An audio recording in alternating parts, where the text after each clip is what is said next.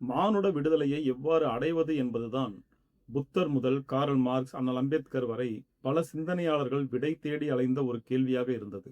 ஆனால் ஒரு மனிதனுக்கு விடுதலை கிடைக்கும் போது அதை அவன் அப்படியே ஏற்றுக்கொள்கிறானா, அல்லது அந்த விடுதலையை விட்டு விலகி மீண்டும் ஒரு அடிமைத்தனத்திற்குள்ளேயே தன்னை சிக்க வைத்துக் கொள்ள அவன் விரும்புகிறானா என்பதே இக்காணொளியில் நாம் விடை தேடப் போகும் ஒரு கேள்வி. இன்றைய நவீன உலகில் பெரும்பாலான மனிதர்கள் தாங்கள் பெற்ற விடுதலையின் மீது அச்சம் கொண்டு அதை மற்றவர் காலடியில் கிடத்தி அவர்களின் சொல் கேட்கும் அடிமைகளாகவே வாழ விரும்புகிறார்கள் என்பது நம்மில் பலருக்கு அதிர்ச்சி அளிக்கக்கூடிய ஒரு செய்தியாகவே இருக்கும். தனக்கான விடுதலையை பெற்ற பிறகும் ஒரு மனிதன் ஏன் அதை கண்டு அஞ்சுகிறான்? ஏன் தன் சுதந்திரத்தை மற்றொருவரிடம் ஒப்படைத்துவிட்டு அவர்களிடும் கட்டளைக்கு கீழ்ப்படிந்து நடக்கிறான் என்ற கேள்விக்கு விடை தேடி அலைந்தவர்தான் உலக புகழ்பெற்ற சமூக உளவியல் சிந்தனையாளர் திரு எரிக் ஃப்ரோம் அவர்கள். விடுதலையின் மீதான இந்த அச்சம்தான் இத்தாலியில் முசோலினியின் தலைமையில் பாசிசமும், ஜெர்மனியில் ஹிட்லரின் தலைமையில் நாசிசமும் உருவாகவும், உலகின் பல்வேறு நாடுகளில் அடிப்படைவாத அரசுகள் தோன்றி பல லட்சம் அப்பாவி மக்களை கொன்று குவிக்க காரணமாக இருந்தன என்கிறார் அவர். இது குறித்து எரிக் ஃப்ரோம் விரிவாக பல ஆய்வுகளை செய்திருந்தாலும் இந்த தத்துவார்த்த கேள்வியை முதலில் எழுப்பியவர் ஒரு தத்துவவாதியோ, உளவியலாளரோ இல்லை அரசியல்வாதியோ கிடையாது. இந்த கேள்வியை முதலில் எழுப்பியவர் ஒரு இலக்கியவாதி. உலக புகழ்பெற்ற எழுத்தாளர் தாஸ்தாவெஸ்கி தான் தன்னுடைய மிகச்சிறந்த நாவல்களில் ஒன்றான கரமசோவ் சகோதரர்கள் என்னும் நூலில் இந்த கேள்வியை முதலாக முன்வைத்தார். அதாவது, மனிதன் சுதந்திரத்தை பெற்றுக்கொண்டு அந்த சுதந்திரத்தின் வழி சுதந்திரமாக வாழ விரும்புகிறானாம், அல்லது இன்னொருவருக்கு கட்டுப்பட்டு அவர்களின் சொல் கேட்கும் அடிமையாகவே வாழ விரும்புகிறானா என்பதே அந்த கேள்வி. தாஸ்தாவெஸ்கியின் கரமசோவ் சகோதரர்கள் என்னும் அந்நாவலில் த கிராண்ட் இன்குசிட்டர், அதாவது தலைமை விசாரணை அதிகாரி என்கின்ற ஒரு அருமையான அத்தியாயம் உள்ளது. தாஸ்தாவெஸ்கியின் கற்பனை திறனுக்கும் படைப்பு திறனுக்கும் மிகச்சிறந்த உதாரணமாக இந்த அத்தியாயம் திகழ்கிறது என்று சொல்லலாம். அதன் உள்ளடக்கம் என்னவென்றால், கிபி 1550ஆம் ஆண்டு வாக்கில் ஒரு நாள் ஸ்பெயினின் செவில் நகரத்திற்கு இயேசு கிறிஸ்து வருகை தருகிறார். அவரை பார்த்தவுடன் அங்கு கூடியிருந்த மக்கள் அனைவரும் அவரை அடையாளம் கண்டு கொள்கின்றனர். உடனே உற்சாக மிகுதியால் அவரிடம் ஓடி வந்து அவரை கட்டியணைத்து கைகளில் முத்தமிட்டு அவர் முன் மண்டியிட்டு தங்கள் கீழ்ப்படிதலை அவருக்கு தெரிவிக்கின்றனர். அங்கிருந்தவர்களில் இளம்பெண் ஒருவர் அவரிடம் ஓடி வந்து, கிறிஸ்துவே, என் கண் பார்வை போய்விட்டது, என்னை எப்படியாவது நீங்கள்தான் காப்பாற்ற வேண்டும் என்கிறார். உடனே இயேசு அப்பெண்ணின் நெற்றியில் கை வைத்து கண்மூடி தியானிக்கிறார். உடனே அப்பெண்ணிற்கு பார்வை கிடைத்து விடுகிறது. அதே போல அங்கே உடல் நலமின்றி இருந்த ஒருவரை தன்னுடைய சக்தியை கொண்டு உடனடியாக குணப்படுத்துகிறார். அடிமை வாழ்க்கை வாழ்ந்து வரும் மக்களை அடிமைத்தனத்திலிருந்து விடுவிக்கிறார். மேலும் சவப்பெட்டியில் வைத்து மூடி புதைக்கும் தருவாயில் இருக்கும் ஒரு பெண்ணின் இறந்த உடலை தன் சக்தியால் உயிர்த்தெழ வைக்கிறார். இவை எல்லாவற்றையும் தூரத்திலிருந்து பார்த்து கொண்டிருந்த அந்நகரின் கிறிஸ்தவ தலைமை மதபோதகரும் மத நிந்தனை சார்ந்த குற்றங்களை விசாரிக்கும் தலைமை விசாரணை அதிகாரியுமான ஒரு பாதிரியார் கடும் கோபத்துடன் அங்கு வருகிறார். அவருடன் காவலர்களும் வருகிறார்கள். அவரை கண்டதும் அங்கிருந்த மக்கள் அனைவரும் அவர் முன் மண்டியிட்டு அமர்கின்றனர். கடும் கோபத்துடன் இருந்த அந்த கிறிஸ்தவ மதபோதகர் தன்னுடன் வந்த காவலர்களிடம் இவரை கைது செய்யுங்கள் என்று இயேசு கிறிஸ்துவை நோக்கி கூறுகிறார். காவலர்கள் உடனடியாக இயேசுவை கைது செய்து அங்கிருந்து அழைத்துச் செல்கின்றனர். அங்கிருந்த மக்கள் எதுவும் பேசாமல் அம்மதபோதகரின் சொல்லுக்கு கீழ்ப்படிந்து அங்கிருந்து கலைந்து சென்று விடுகின்றனர். இங்கே நாம் தெரிந்து கொள்ள வேண்டிய முக்கியமான விஷயம் என்னவென்றால், வந்திருப்பது இயேசு கிறிஸ்துதான் என்பது அந்த கிறிஸ்துவ மதபோதகருக்கும் நன்றாகவே தெரியும். தெரிந்தே அவர் ஏன் இயேசு கிறிஸ்துவையே கைது செய்யுமாறு கூறினார் என்பதை இயேசுவிடம் அன்றிரவு அவர் மேற்கொள்ளும் விசாரணையின் மூலமாக தெளிவாக எடுத்துரைத்திருப்பார் தாஸ்தாவெஸ்கி. அந்த விசாரணை அன்றைய நாள் இரவில் செவில் நகர சிறைச்சாலையில் இருக்கும் ஒரு சிறிய அறையில் வைத்து மேற்கொள்ளப்படும். அதற்காக ஒரு லாந்தர் விளக்கினை கையில் ஏந்தியபடி அச்சிறை கூடத்திற்குள் தனி ஆளாக வரும் அந்த தலைமை விசாரணை அதிகாரி ஒரு ஓரமாக நின்று கொண்டிருக்கும் கிறிஸ்துவின் முகத்திற்கு அருகில் லாந்தரை வைத்து அவரை உற்று பார்த்துவிட்டு, நீங்கள் தானா அது? ஆம், நீங்கள்தான்.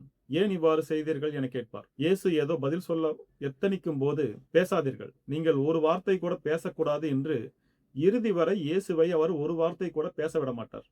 No! You have no right to add anything to what you said before. அடுத்த அரை மணி நேரத்திற்கு மேலாக, அதாவது தாஸ்தாவெஸ்கியின் நாவலின்படி 10 பக்கங்களுக்கு மேலாக அந்த அதிகாரி இயேசுவின் மீது கடுமையான குற்றச்சாட்டுகளை முன்வைத்துவிட்டு இறுதியாக, நீங்கள் செய்த குற்றத்திற்காக நான் உங்களுக்கு மரண தண்டனை விதிக்கிறேன் என்று அறிவிப்பார்.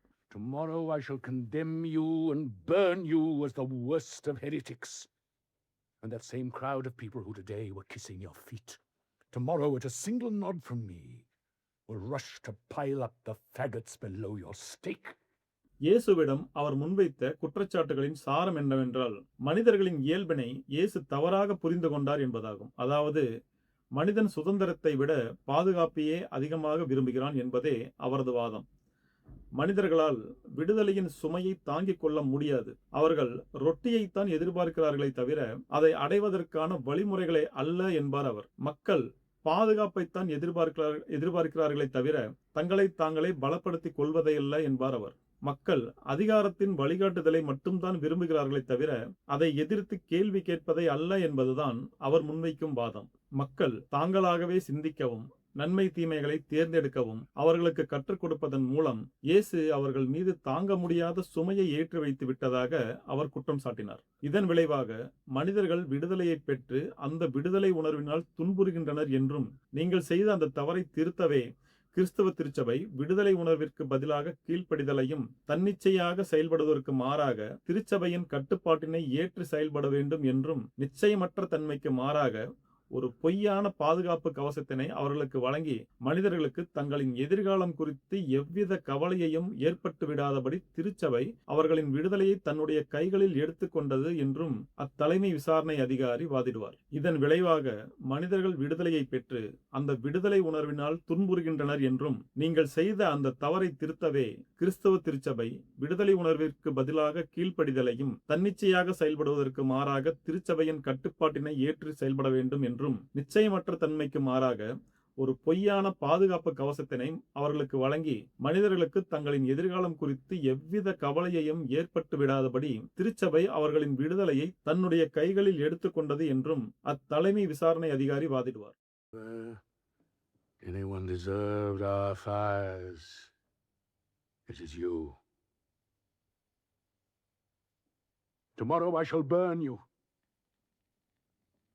இறுதி வரை எதுவும் பேசாமல் இதையெல்லாம் கேட்டுக்கொண்டிருந்து விட்டு இயேசு கிறிஸ்து அங்கிருந்து அமைதியாக வெளியேறி சென்று விடுவார். செல்வதற்கு முன்பாக அந்த அதிகாரிக்கு ஒரு முத்தம் கொடுத்து விட்டு ஒரு சிறிய புன்னகையை அவரை நோக்கி வீசிவிட்டு செல்வார். ஒரு தனி மனிதனால் தனக்கு என்ன தேவை, எவ்வாறு ஒன்றை சரியாக செய்வது போன்றவற்றை அவனாகவே அறிந்து செயல்படுத்துவது என்பது இயலாத காரியம். எனவே ஒவ்வொருவருக்கும் என்ன தேவை என்பதை திருச்சபை மட்டுமே முடிவு செய்யும் என்பதே அந்த கிறிஸ்தவ மதபோதகரின் வாதம். எவ்வித கட்டுப்பாடுகளுமற்ற ஒரு பரிபூர்ணமான விடுதலையை பெரும்பான்மையான சாமானிய மக்கள் விரும்புவதில்லை என்பதே உளவியல் ரீதியான உண்மையும் கூட.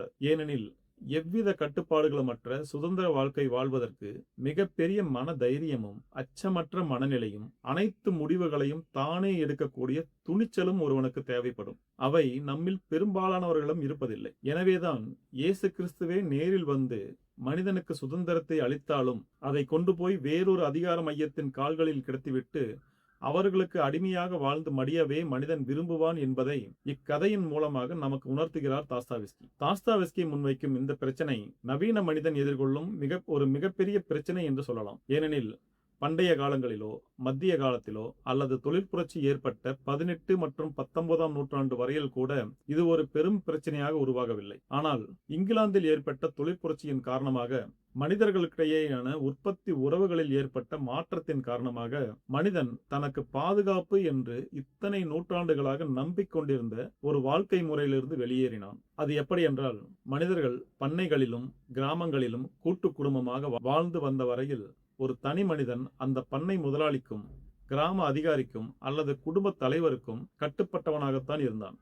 எப்பொழுது தொழில் புரட்சி ஏற்பட்டு நாட்டுப்புறங்களிலிருந்து மக்கள் நகரங்களை நோக்கி வரத் தொடங்கினார்களோ, எப்போது ஆலை முதலாளிகள் யார் கட்டுப்பாட்டிலும் இல்லாத சுதந்திர மனிதர்களை கொண்டு தங்கள் இயந்திரங்களை இயக்கி உற்பத்தியை பெருக்கினார்களோ, அப்பொழுதுதான் எவ்வித கட்டுப்பாடுகளுமற்ற சுதந்திரமான தனிமனிதன் உருவாகத் தொடங்கினான். 18ஆம் நூற்றாண்டு இறுதியில் இங்கிலாந்தில் உருவான தொழில் புரட்சி எவ்வாறு நாம் வாழும் இந்த நவீன உலகினை வடிவமைப்பதில் பெரும் பங்காற்றியது என்பதையும், உளவியல் ரீதியாக அது மனிதர்களிடத்தில் என்னென்ன மாற்றங்களை ஏற்படுத்தியது என்பது பற்றியும் இக்காணொளியின் தொடர்ச்சியாக வரவிருக்கின்ற 2வது மற்றும் 3வது காணொளிகளில் நாம் விரிவாக காணலாம்.